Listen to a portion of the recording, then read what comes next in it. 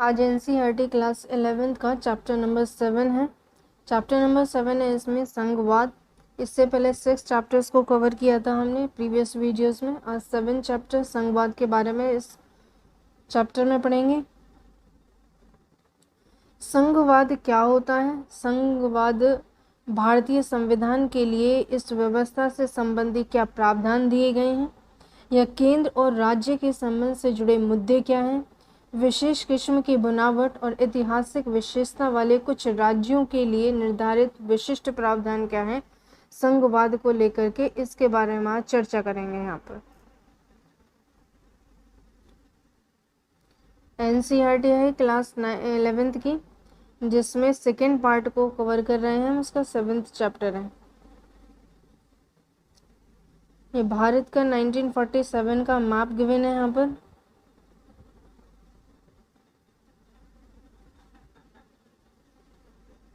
ये भारत का यहाँ पे राजनीतिक मैप है, जिसमें स्टेट्स वगैरह सब दिया गया है।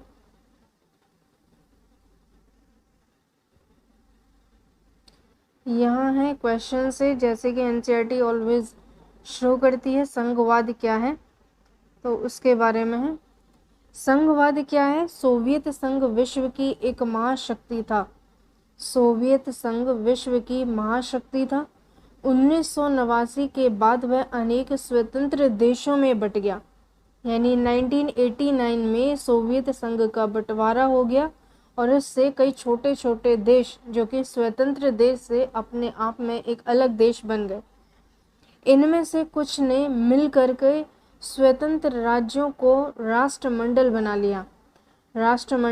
लिया। सोवियत संघ के विघटन के प्रमुख कारण वहां शक्तियों का जमाव और अत्यधिक केंद्रीकरण की प्रवृत्तियां थीं। सोवियत संघ टूटा। सोवियत संघ टूटने के बाद में स्वतंत्र देशों में बट गया। इसका कारण यह था कि वहां पर शक्तियों का जमाव एक साथ हुआ करता था और सबसे ज़्यादा केंद्रीकरण की प्रवृत्तियां देखने को मिलती थी। इसके अलावा उज्बेकिस्तान जैसे भिन्न भाषा संस्कृति वाले क्षेत्रों पर रूस के आधिपत्य ने भी विघटन को बढ़ावा दिया था। उज्बेकिस्तान की भाषा और संस्कृति जैसे क्षेत्र हैं, इन्होंने रूस के आधिपत्य ने भी विघटन को बढ़ावा दिया था। कुछ अन्य राज्य हैं जैसे चेकोस्लोवाकिया है, यूगोस्लाविया है और पाकिस्तान को भी अपने देश का विभाजन करने के लिए अपने देश के विभाजन देखना पड़ा था। यानी कि उसके बाद में पहले सोवियत संघ टूटा था। सोवियत संघ के टूटने के बाद में चेकोस्लोवाकिया भी टूटा, यूगोस्लाविया में भी विभाजन हुआ और पाकिस्तान में भी विभाजन देखा गया था। कनाडा में भी अंग्रेजी भाषा और फ्रेंच भाषी क्षेत्रों के आधार पर विभाजन की संभावना बढ़ गई।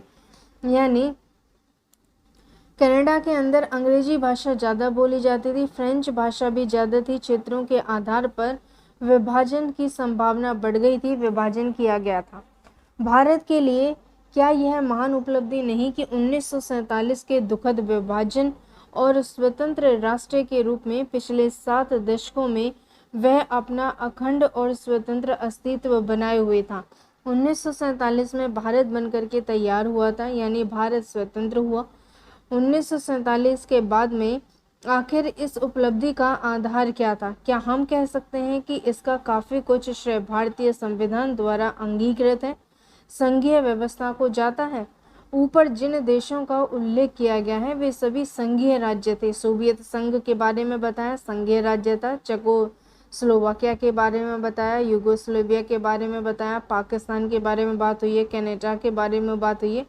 यहाँ संघीय राज्य व्यवस्था है। वे एकजुट ना रह सके, इससे लगता है कि संघीय संविधान अपनाने के साथ साथ संघीय व्यवस्था की प्रकृति और व्यवहार भी बहुत महत्वपूर्ण हो जाते हैं। इसके बारे में यहाँ पर बताया है।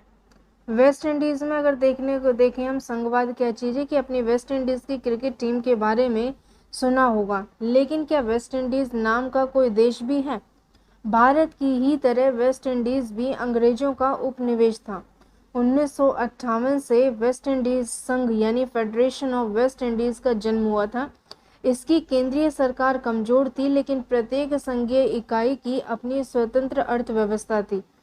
इस वजह से और अन्य संघीय इकाइयों में राजनीतिक प्रतिस्पर्धा के कारण 1962 में इस संघ को भंग कर दिया गया था। 1962 में संघ को भंग कर दिया गया और 1973 में चिगू आरामस संधि के नाम इन स्वतंत्र प्रायद्वीपों ने एक साझी संसद, सर्वोच्च न्यायालय, मुद्रा और कैरेबियन समुदाय नामक साझा बाजार जैसी संयुक्त संस्थाओं का निर्माण किया था।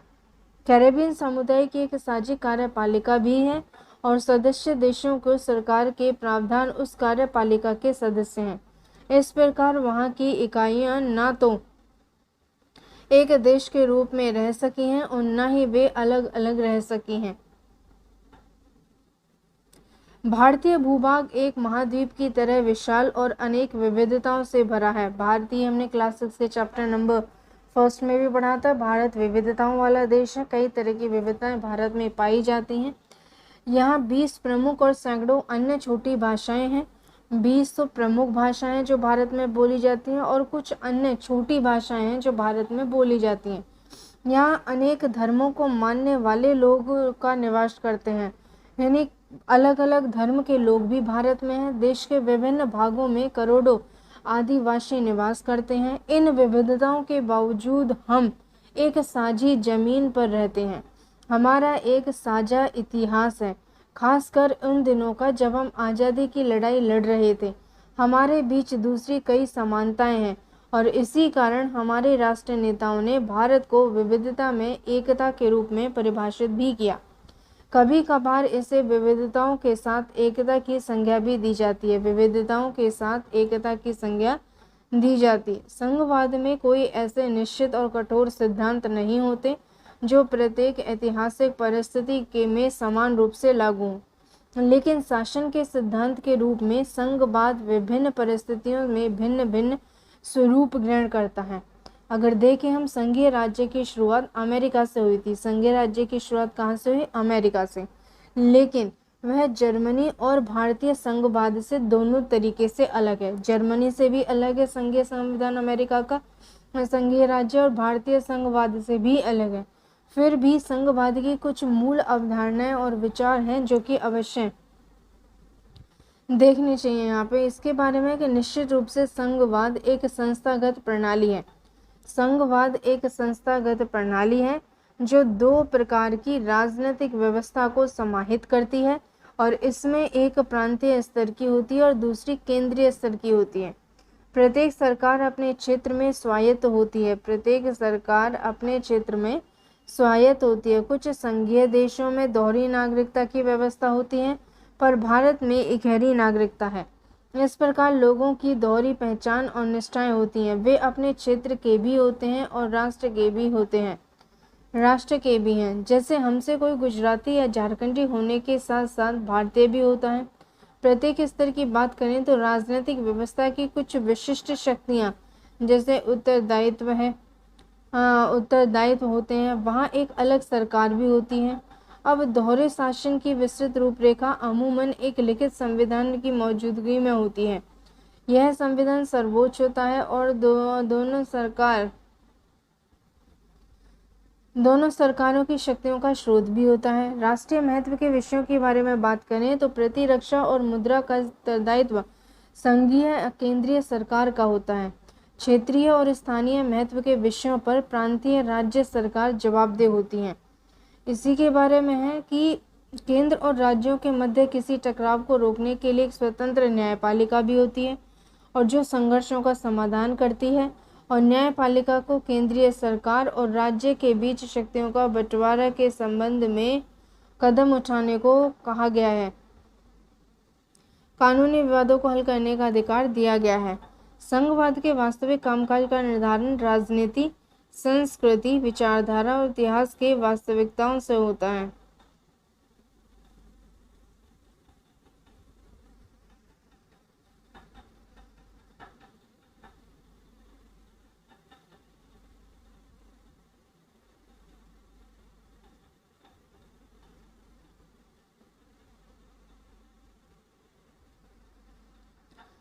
संघवाद के वास्तविक कामकाज का निर्धारण राजनीति करती है, संस्कृति से होता है, विचारधारा और इतिहास की वास्तविकताओं से होता है।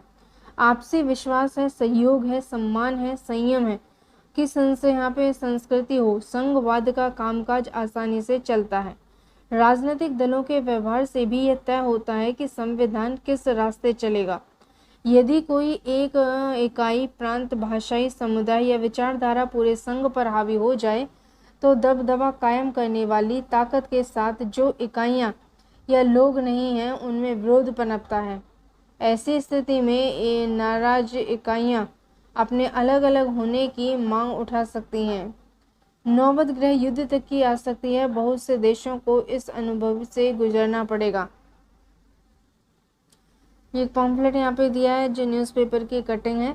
यू गेट्स ₹90,000 crore, यादव से satisfied for lord governors have been in row, we too want an independent India, independent person. तो उसके बारे में यहाँ पे दिया है।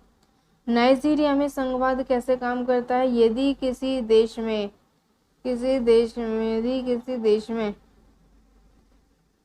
विभिन्न क्षेत्र हैं, समुदाय हैं, एक दूसरे पर विश्वास नहीं करते हैं तो वहाँ संघीय व्यवस्था भी एकता लाने में असफल होती है। संघीय व्यवस्था लाने में भी अपने आप में एक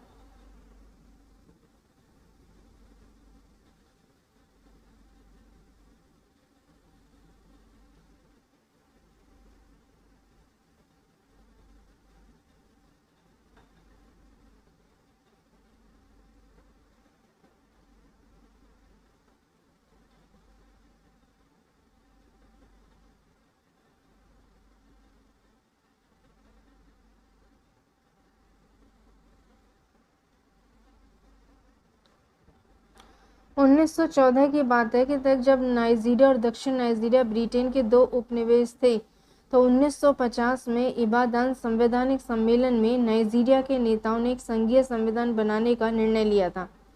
नाइजीरिया की 3 बड़ी जातीयताएं रुतबा, इबो और हौसा फुलानी हैं। इनके नियंत्रण में क्रमशः देश के 3 क्षेत्र और पूर्व और उत्तर, इन क्षेत्रों पर इनका अलग अलग नियंत्रण था। इनके द्वारा अन्य क्षेत्रों में अपना प्रभाव बढ़ाने के लिए सरकार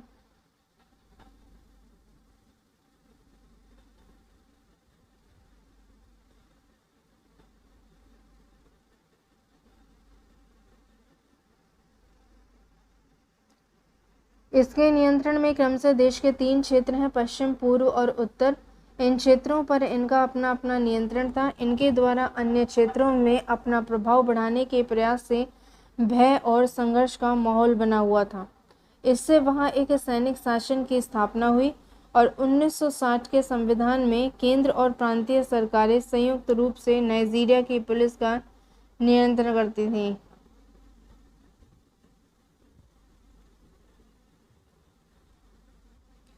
1979 के सैनिक संविधान के अंतर्गत किसी भी राज्य को सिविल पुलिस रखने का अधिकार भी नहीं था, जबकि 1999 में नाइजीरिया में लोकतंत्र के दोबारा बहाली हुई, लेकिन धार्मिक विभेद नहीं बन पा रहा था। नाइजीरिया ने 6 समवाय लोकतंत्र की दोबारा बहाली हुई, लेकिन धार्मिक विवाद बन रहे। नाइजीरिया संघ के सामने समस्या भी बनी रही कि तेल संसाधन से प्राप्त राजस्व पर किसका नियंत्रण होगा। इस प्रकार नाइजीरिया की विभिन्न संघीय इकाइयों के बीच धार्मिक, जाति और आर्थिक मतभेद शुरू हो गए थे। इसमें अब यहाँ पर भारत में संविधान में संघवाद कैसा है। भारतीय संविधान का संघवाद। आज़ादी से पहले राष्ट्रीय आंदोलन हुए, उनमें अनेक नेता थे और इस विषय पर वो सहमत हुए कि भारत जैसे विशाल देश पर शासन करने के लिए शक्तियों को प्रांत और केंद्र सरकारों के बीच बांटना जरूरी है। संघवाद के अंदर भारत में शासन करने की जो शक्तियां थीं उन्हें केंद्रीय सरकारों के बीच में बांटना जरूरी था, प्रांतीय सरकारों के बीच में भी बांटना जरूरी था। उन्हें यह भी भान था कि भारतीय समाज में क्षेत्रीय और भाषाई विविधता भी है। भारतीय समाज में क्षेत्रीय भाषाएं विविधता भी हैं। इन विविधताओं को मान्यता देने की आवश्यकता थी। विभिन्न क्षेत्रों और भाषाएं भावी लोगों को सत्ता में सहभागिता करनी थी। इन क्षेत्रों के लोगों को स्वशासन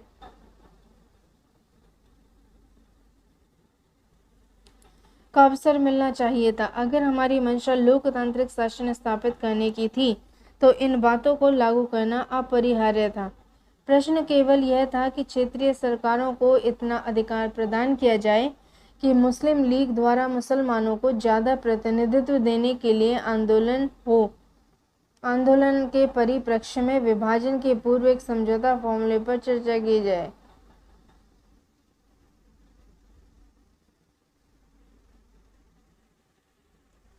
इसके अनुसार क्षेत्रीय सरकारों को काफ़ी ज़्यादा अधिकार देने का प्रस्ताव आया, पर भारत के विभाजन का निर्णय होने पर संविधान सभा ने ऐसी सरकार के गठन का निर्णय लिया जो केंद्र और राज्यों के आपसी सहयोग और एकता, राज्य के लिए अलग अधिकार के सिद्धांतों पर आधारित थी। उसके बाद में भारतीय संविधान द्वारा अंगीकृत संघीय व्यवस्था का सर्वाधिक महत्व सिद्धांत यह है कि केंद्र और राज्यों के बीच संबंध सहयोग पर आधारित वास्तविक होगी।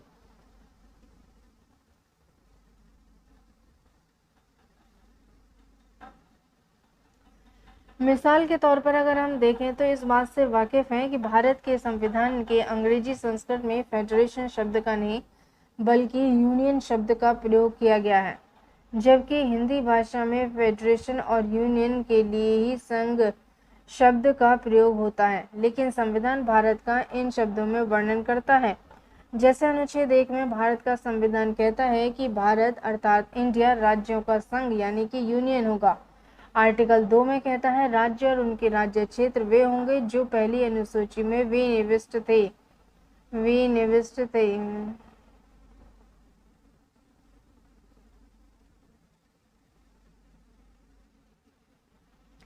शक्ति विभाजन हुआ कैसे था? भारत के संविधान में दो तरह की सरकारों की बात मानी गई थी। एक संपूर्ण राष्ट्र के लिए थी और दूसरी संघीय सरकार या केंद्रीय सरकार थी। दूसरी प्रत्येक प्रांतीय इकाई का राज्य के लिए जिसे राज्य सरकार कहते थे। जो प्रांतीय यहाँ पे इकाई थी इसकी इसे राज्य सरकार कहा जाता था, राज्य सरकार कहते थे। ये दोनों ही संवैधानिक सरकारें हैं और इनके स्पष्ट कार्यक्षेत्र हैं। यदि कभी यह विवाद हो जाए कि कौन से स्पष्ट कार्यक्षेत्र हैं और दूसरी प्रत्येक प्रांतीय इकाई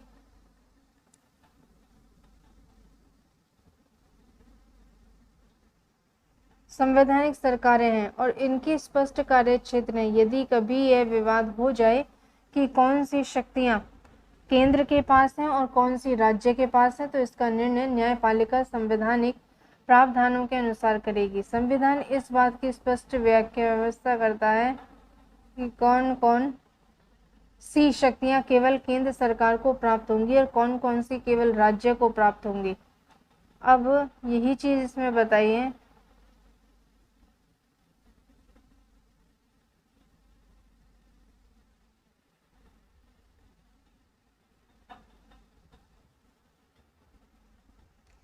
संविधान ने आर्थिक और वित्तीय शक्तियां केंद्रीय सरकार के हाथों में सौंपी, जबकि राज्यों के उत्तरदायित्व बहुत अधिक हैं, पर आय के साधन राज्य के पास में कम हैं।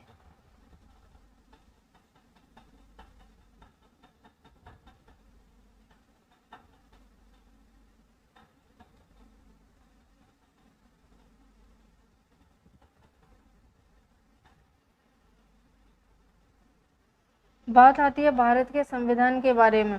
भारत के संविधान में 3 अनुसूचियां दी गई हैं, जैसे संघ सूची है, राज्य सूची है और संवृत्ति सूची है। सूचियां हैं, अनुसूचियां नहीं, सूचियां दी गई हैं।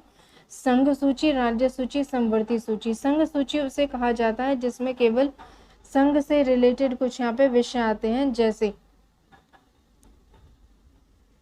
प्रतिरक्षा है, यहाँ पर परमाणविक ऊर्जा है, विदेश मामले, युद्ध और शांति, बैंकिंग, रेलवे, डाक और तार, वायुसेना, बंदरगाह, विदेश व्यापार, मुद्रा, ये सब आते हैं यहाँ पे संघ सरकार के अंदर। जबकि अगर हम देखें यहाँ पे तो राज्य सूची में आते हैं कृषि है, पुलिस है, जेलखाना है, स्थानीय शासन है, सार्वजनिक स्वास्थ्य है, भूमि, शराब और वाणिज्य है, पशुपालन है और प्रादेशिक लोक सेवा है।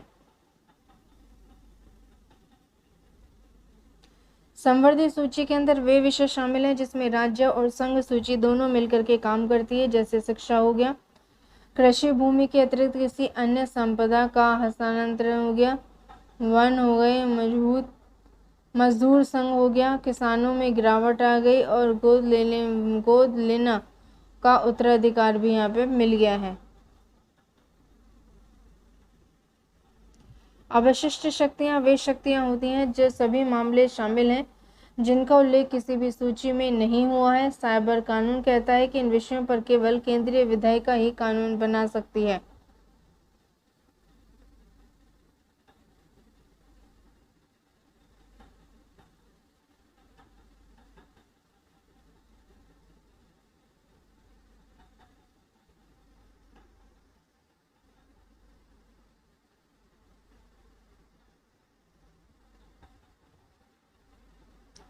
बात आती है कि सशक्त केंद्रीय सरकार और संघवाद से हम क्या समझते हैं।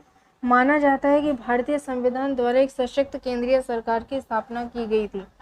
भारत एक महाद्वीप की तरह विशाल और अनेकानेक विविधताओं और सामाजिक समस्याओं से भरा हुआ है। संविधान निर्माताओं की मान्यता थी कि हम एक संघीय संविधान चाहिए जो इन विविधताओं को समेट सके, और वे एक शक्तिशाली केंद्रीय सरकार की स्थापना भी करना चाहते थे जो विघटनकारी प्रवृत्तियों पर आसन करके सामाजिक और राजनीतिक परिवर्तन ला सकते थे। स्वतंत्रता के समय केंद्र के लिए ऐसी देशी हस्तियां रिफाइनरी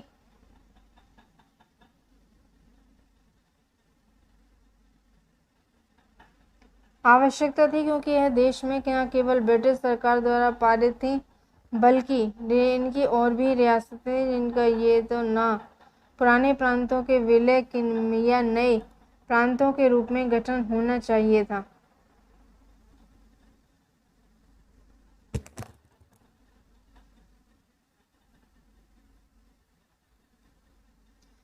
मैं अपने सदन को सम्मानित मित्रों को बताना चाहता हूं कि सभी संविधानों में शक्तियों का प्रवाह केंद्र की ओर से रहा है। बदलते हुए परिस्थितियों के कारण हम कोई भी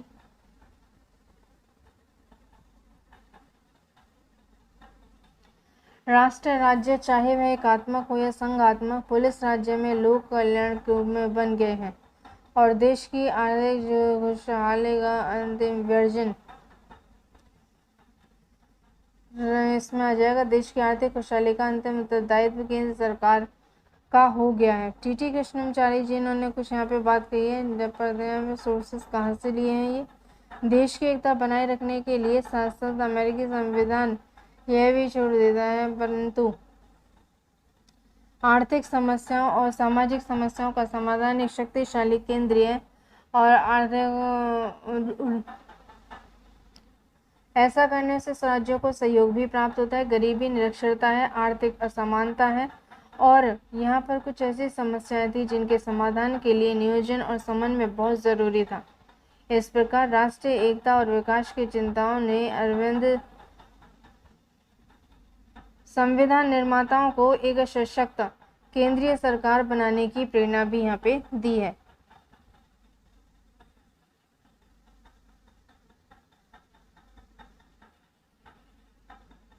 इन्हीं के बारे में यहाँ पे चर्चा की जाएगी कि सशक्त केंद्रीय सरकार की स्थापना कैसे हुई। किसी भी राज्य के अस्तित्व को उसकी भौगोलिक सीमाओं के अस्थायित्व पर संसद का नियंत्रण होता है। अनुच्छेद 3 भी ये कहता है कि संसद किसी राज्य में उसका राज्य क्षेत्र अलग करके दो या दो से अधिक राज्यों को मिलाकर एक नए राज्य का निर्माण भी कर सकती है। वह किसी राज्य की सीमाओं का नया नाम से परिवर्तन कर सकती है और इस शक्ति के दुरुपयोग को रोकने के लिए संविधान पहले प्रभावित राज्य के प्रभावित मंडल को विचार कहा करने योग्य है।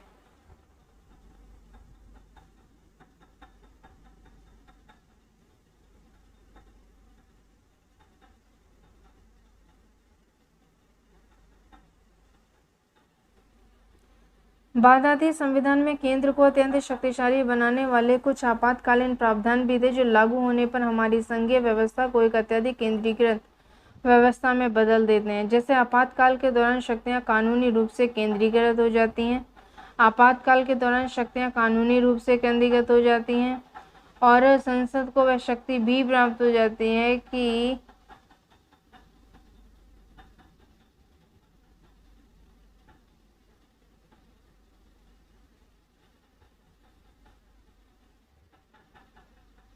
उन विषयों पर कानून बना सके जो राज्यों के अधिकार क्षेत्र में आते हैं। सामान्य स्थितियों में भी केंद्र सरकार को अत्यंत प्रभावी वित्तीय शक्तियां और उत्तरदायित्व है। सबसे पहले देखें तो आय के प्रमुख संसाधनों पर केंद्र सरकार का नियंत्रण है। इस प्रकार केंद्र के पास आय के अनेक संसाधन और राज्य अनुदान और वित्तीय सहायता के लिए केंद्र पर आश्रित हैं। दूसरी तरफ देखें तो भारतीय स्वतंत्रता के बाद भारत तेज आर्थिक प्रगति और विकास के लिए नियोजन को साधन देता है।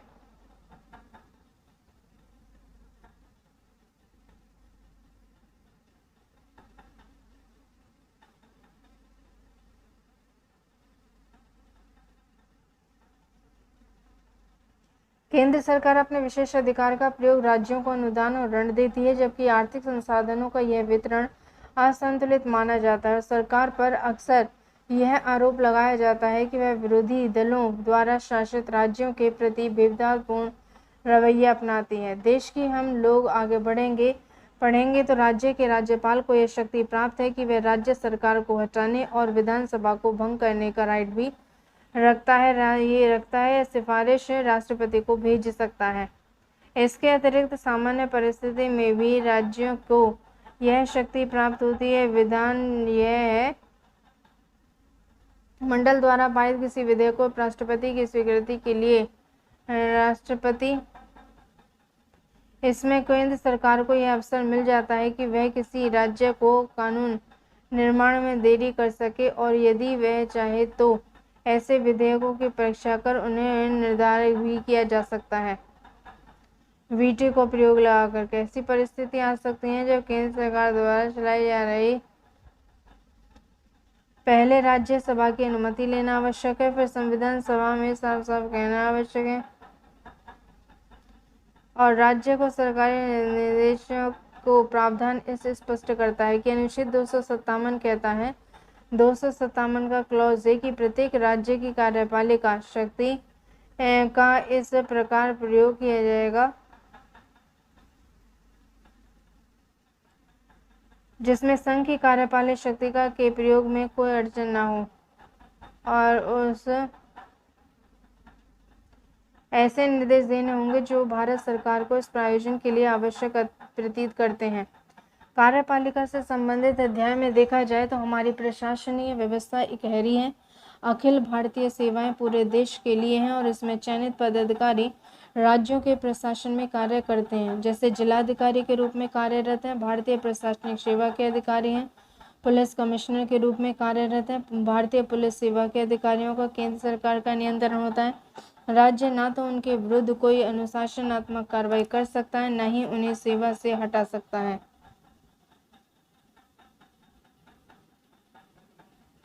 संविधान के दो अनुच्छेद हैं 33 और 34 जो कि संघ सरकार की शक्ति को उस स्थिति में काफी बढ़ा देते हैं। आर्टिकल 33 और 34 ये संघ सरकार की शक्ति को बढ़ा देते हैं जब देश के किसी क्षेत्र में सैनिक शासन यानी कि मार्शल लॉ लागू हो जाए तो प्रावधान संसद को इस बात का अधिकार देते हैं कि ऐसी स्थिति में वे केंद्र राज्य के किसी भी अधिकारी के द्वारा शांति व्यवस्था बनाए रखें या उसकी बहाली के लिए किसी भी कार्य और कानून जायज करा दे सके। इसी के अंतर्गत सशस्त्र बल विशिष्ट शक्ति अधिनियम का निर्माण किया गया है और इससे कभी कभी जनता और सशस्त्र बलों में आपसी तनाव भी हुआ है।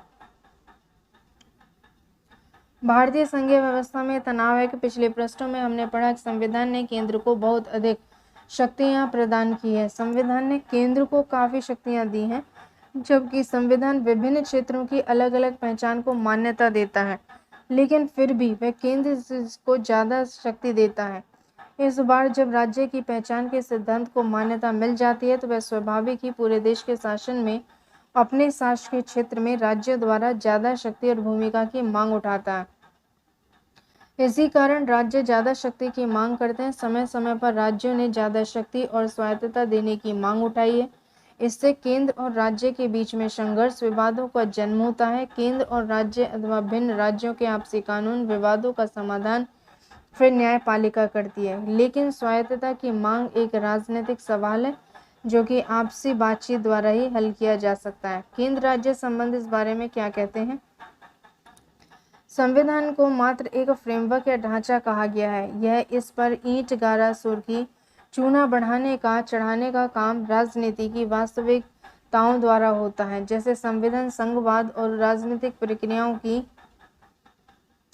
परिवर्तनशील प्रकृति का काफी प्रभाव पड़ा है। 1950 और 1960 के दशक के प्रारंभिक वर्षों में जब जवाहरलाल नेहरू ने भारतीय संघ व्यवस्था की नींव रखी थी, 1950 और 60 के बीच जवाहरलाल नेहरू ने भारतीय संघीय व्यवस्था की नींव रखी, बनाई, प्रस्ताव किया था।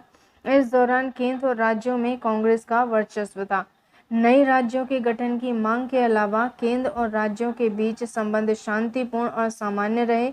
राज्यों को आशा थी कि वे केंद्र से प्राप्त वित्तीय अनुदानों से विकास कर सकेंगे और इसके अतिरिक्त केंद्र द्वारा सामाजिक आर्थिक विकास के लिए बनाई गई नीतियों के कारण भी राज्यों को काफ़ी आशा बांधी हुई थी।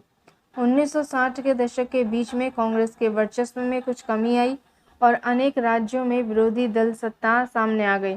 इससे राज्यों की और ज़्यादा शक्ति और स्वायत्तता देने की मांग ज़्यादा बढ़ती चली गई और इसके मांग के पीछे प्रमुख कारण ये था कि केंद्र और राज्यों में भिन्न भिन्न तरह के दल सत्ता में आ गए। राज्यों की सरकारों ने केंद्र की कांग्रेस सरकार द्वारा किए गए अवांछनीय हस्तक्षेपों का विरोध करना शुरू कर दिया और कांग्रेस के लिए भी विरोधी दलों द्वारा शासित राज्यों से संबंधित के तालमेल की बात पहले जैसी आसान नहीं रही। इस विचित्र राजनीतिक संदर्भ में संघीय व्यवस्था और अंदर स्वायत्तता की अवधारणा को लेकर के आखिरकार 1990 के दशक में कांग्रेस का वर्चस्व काफी कुछ खत्म हो गया। हमने केंद्र में गठबंधन राजनीति के युग में प्रवेश किया और राज्यों में भी गठबंधन विभिन्न राष्ट्रीय और क्षेत्रीय दल सत्तारूढ़ हुए। इससे राज्यों का राजनीतिक कद बढ़ा, विविधता का आदर हुआ और एक मंजे हुए संघवाद की शुरुआत हुई। इस तरह दूसरे दौर में स्वायत्तता का मामला राजनीतिक रूप से सरगर्म हुआ है।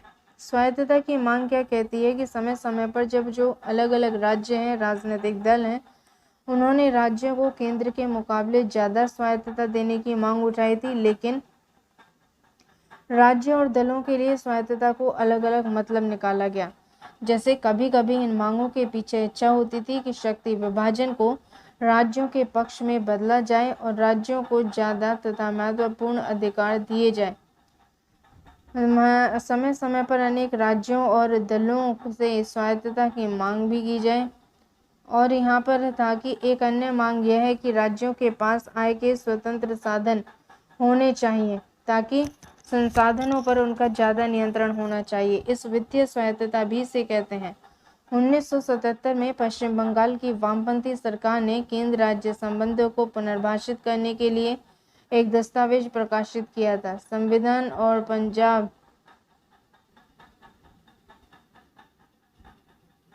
तमिलनाडु और पंजाब की स्वायत्तता की मांगों में भी ज़्यादा वित्तीय अधिकार हासिल करने की मंशा छिपी हुई थी। स्वायत्तता में स्वायत्तता की मांग का तीसरा पहलू ये था कि प्रशासकीय शक्तियों से संबंधित है। विभिन्न राज्य प्रशासनिक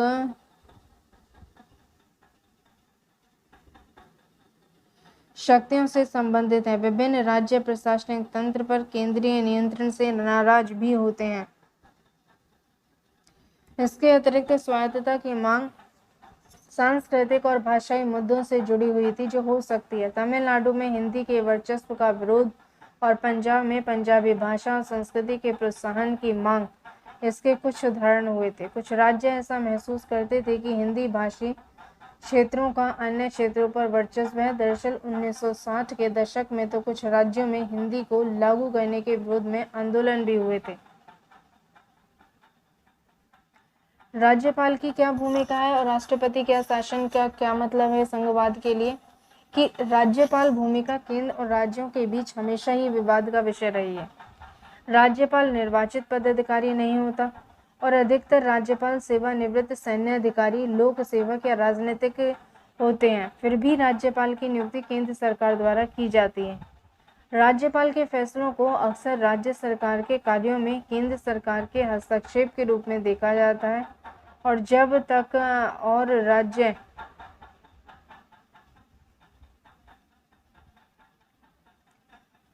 जब तक और राज्य सरकार के कार्यों में केंद्र सरकार के हस्तक्षेप के रूप में देखा जाता है, केंद्र और राज्य में अलग अलग दल सत्तारूढ़ हो जाते हैं, तब राज्यपाल की भूमिका और विवादास्पद हो जाती है। केंद्र से राज्य संबंधों में जुड़े मामलों की पड़ताल के लिए केंद्र सरकार द्वारा 1983 में एक आयोग बनाया गया था। इस आयोग को सरकारिया आयोग के नाम से जाना जाता है। आयोग ने 1998 में अपनी रिपोर्ट में यह सिफारिश की थी कि राज्यपालों की नियुक्ति अनिवार्य तथा निष्पक्ष होकर की जाए।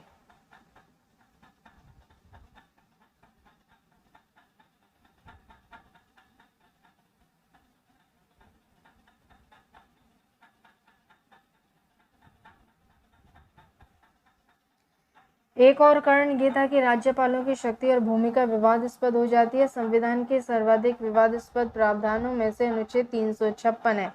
इसके द्वारा राज्यों में राष्ट्रपति शासन लागू होता है और इस प्रावधान को किसी राज्य में तब लागू करते हैं जब ऐसी स्थिति आ जाती है कि उस राज्य का शासन इस संविधान के उपबंधों के अनुसार नहीं चलाया जा सकता।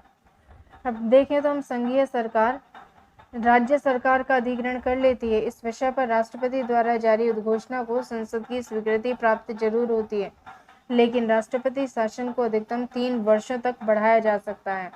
राज्यपाल को यह अधिकार है कि वे राज्य सरकार को बर्खास्त करने, उसे राज्य विधानसभा को निलंबित या विघटित करने की अनुशंसा कर सके। इससे उनके विवाद पैदा हुए हैं और कुछ मामलों में राज्य सरकारों को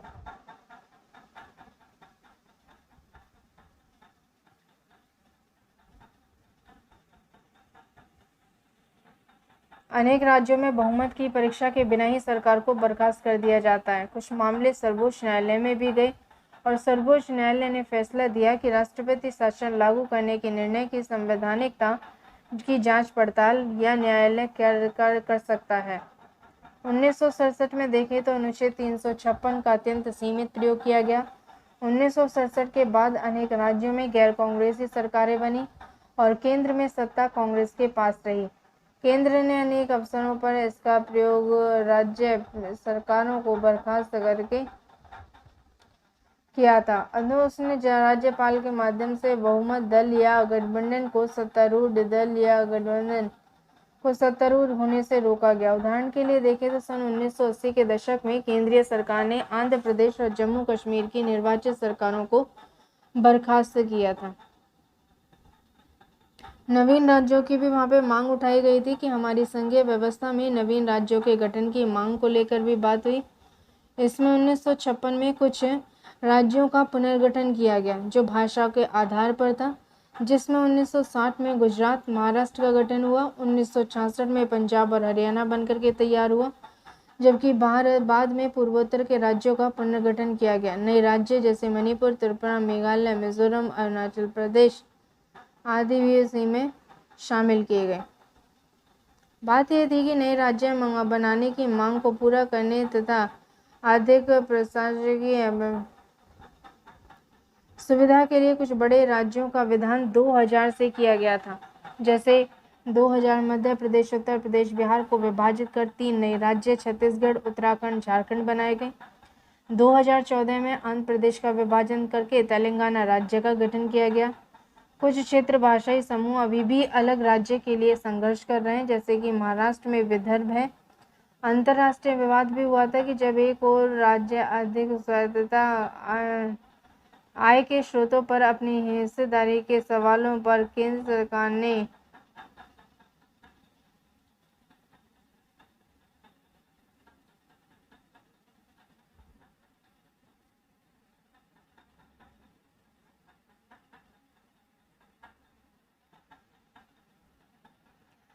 न्यायपालिका पंच की भूमिका निभाती है, लेकिन इन वादों का स्वरूप मात्र कानूनी नहीं होता। इन वादों के राजनीतिक पहलू भी होते हैं। सर्वोत्तम समाधान केवल विचार विमर्श और पारस्परिक विश्वास के आधार पर ही हो सकता है।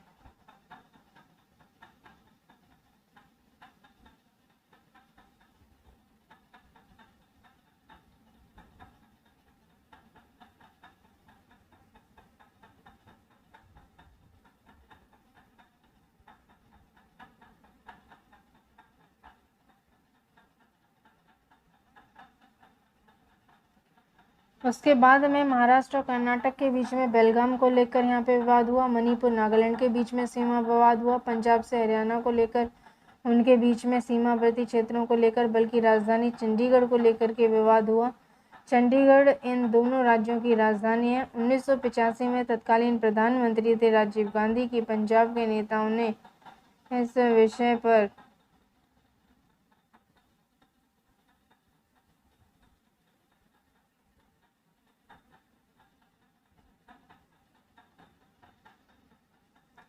जहाँ सीमा संबंधी विवादों का स्वरूप भावनात्मक होता है, वहीं नदियों के जल के बंटवारे को लेकर होने वाले विवाद की प्रकृति गंभीर होती है, क्योंकि संबंधित राज्यों में पीने की पानी और कृषि की समस्या जुड़ी है।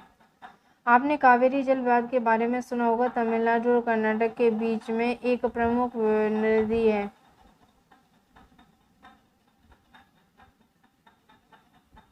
ये भी दोनों राज्य सुलझाने के लिए सर्वोच्च न्यायालय की शरण में गए। ऐसा एक विवाद नर्मदा नदी के जल के बंटवारे को लेकर गुजरात, मध्य प्रदेश, महाराष्ट्र के बीच था। नदियां हमारे प्रमुख संसाधन है, इसलिए अंतर्राष्ट्रीय जल विवाद में राज्यों को धैर्य और सहयोग भावना की परीक्षा हो जाती है। विशिष्ट प्रावधान क्या दिए गए थे कि भारतीय संघवाद की सबसे नायाब विशेषता है कि इसमें अनेक राज्यों को साथ थोड़ा अलग व्यवहार किया जाना चाहिए।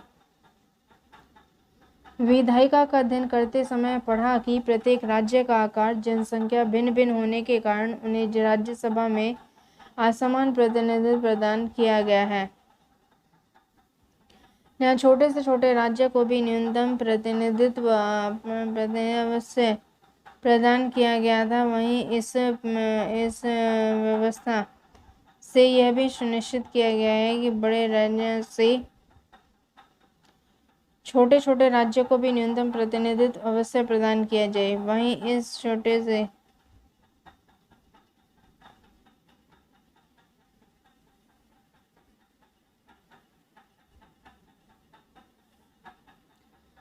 शक्ति के बंटवारे की योजना के तहत संविधान प्रदत्त शक्तियां सभी राज्यों को समान रूप से प्राप्त हैं, लेकिन कुछ राज्यों के लिए उनके विशिष्ट सामाजिक और ऐतिहासिक परिस्थितियों के अनुरूप संविधान कुछ विशेष अधिकारों की व्यवस्था करता है।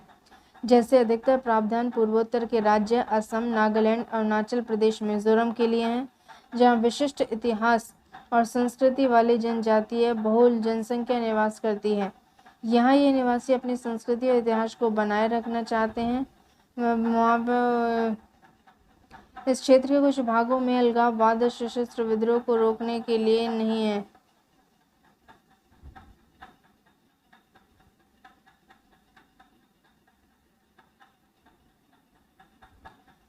जम्मू कश्मीर के बारे में विशेष दर्जा वाला अन्य राज्य जम्मू कश्मीर है, जिसे कि अनुच्छेद 370 कहा गया था। जम्मू कश्मीर एक बड़े यूनियन टेरिटरी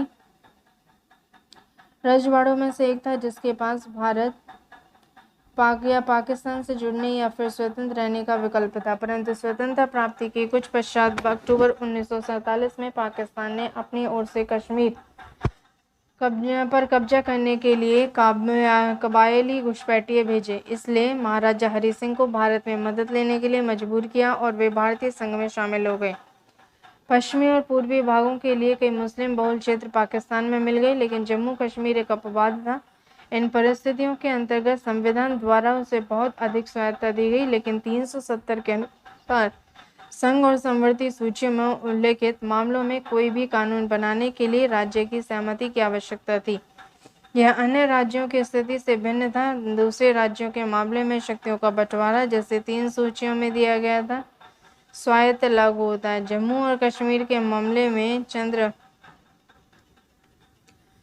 केंद्र सरकार के पास में मात्र सीमित शक्तियां थी और संघ सूची संवर्ती सूची में दी गई थी। अन्य शक्तियां केवल राज्य की सहमति से ही उपयोग में लाया जा सकता था।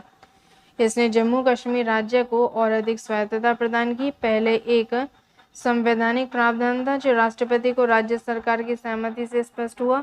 उसके बाद में राज्य पर संघ सूची के कौन कौन से भाग लागू हुए ये सब वहाँ पे दी गई थी, जिससे संविधान के बड़े हिस्से को राज्य के लोक सेवा राज्य में लागू कर दिया गया था। ऐसे परिणाम स्वरूप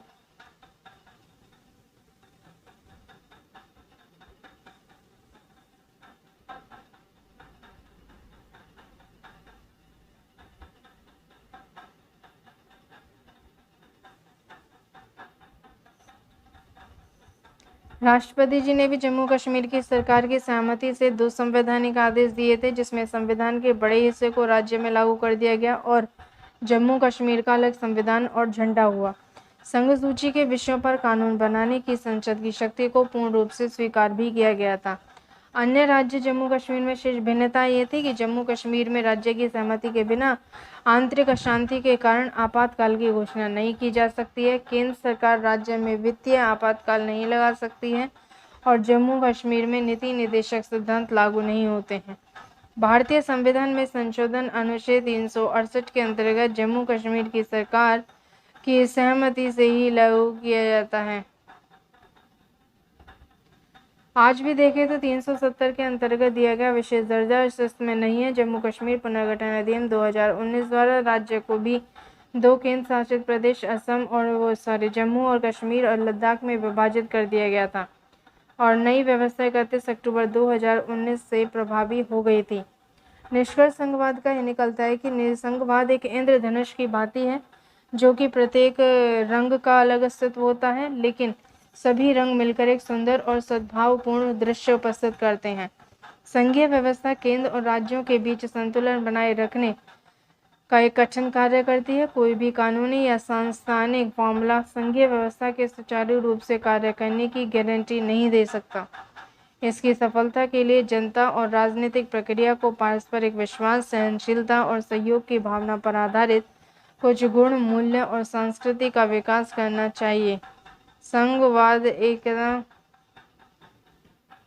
और अनेकता दोनों का आदर रूप करता है, इनके अतिरिक्त संस्कृति का विकास भी करता है। संघवाद एकता और अनेकता दोनों का आदर, अनेकता और विविधता में समाप्त कर राष्ट्रीय एकता के लक्ष्य को प्राप्त नहीं किया जा सकता। ऐसी बाध्यकारी एकता वास्तव में और